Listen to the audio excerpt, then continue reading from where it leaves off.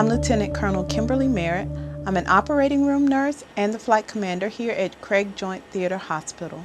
Well, Craig Joint Theater Hospital is kind of a collection point for other hospitals around the Afghanistan area, and then they're brought here for staging and to be sent to Lanstu, to another facility for final disposition. They go through our CASF here, so a lot of traumas that come in have been seen at another forward operating base, and then our surgeons do more finalized surgery before sending them back.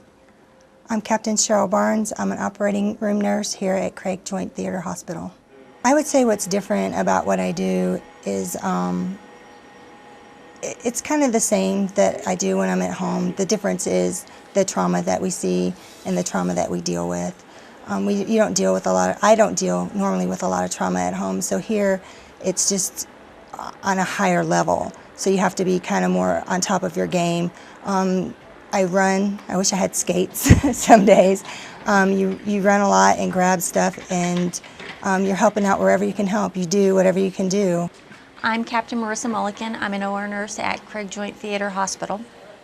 We get every 4th day off, but we're still on call, so chances are, we could have to work. And yeah, we come in. I get here like around 6, and we don't get out of here until 6:30, 7 o'clock. We stay late if we get extra traumas. I've never worked this much. If we have traumas, we have traumas. We open up our ORs from 1 to 2 patients per room. And so we call in other people to help, and nobody seems to mind. Everybody gets their downtime, but nobody seems to mind. We know what the mission is. For the nurses and the techs, we get called in the middle of the night, and when you do, you come in, you do your part, and if you have a few moments to take a cat nap or run and take a shower, you do that, and then you come back ready to go.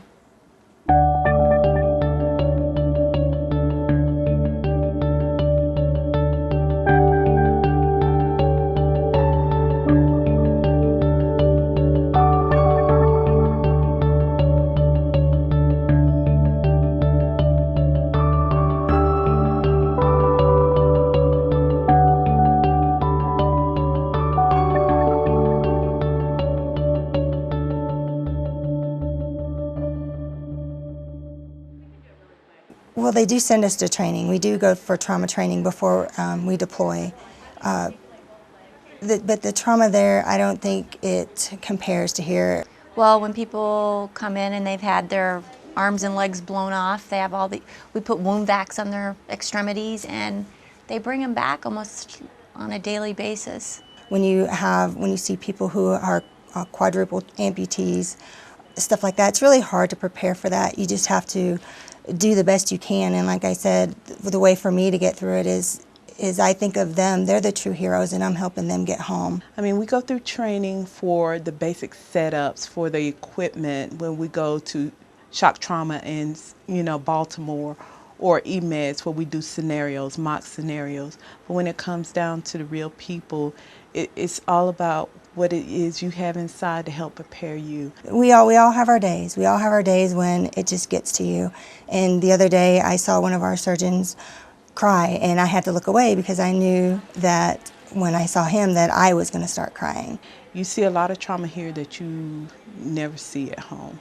Never see at home. So no, there's really no preparation for that mindset, but you have to pull that inner self in you out. But that doesn't mean we lose who we are. No matter how much you see, or when you think you've seen the worst, something will come in and it will get to you. So you give it that little moment, and then you carry on.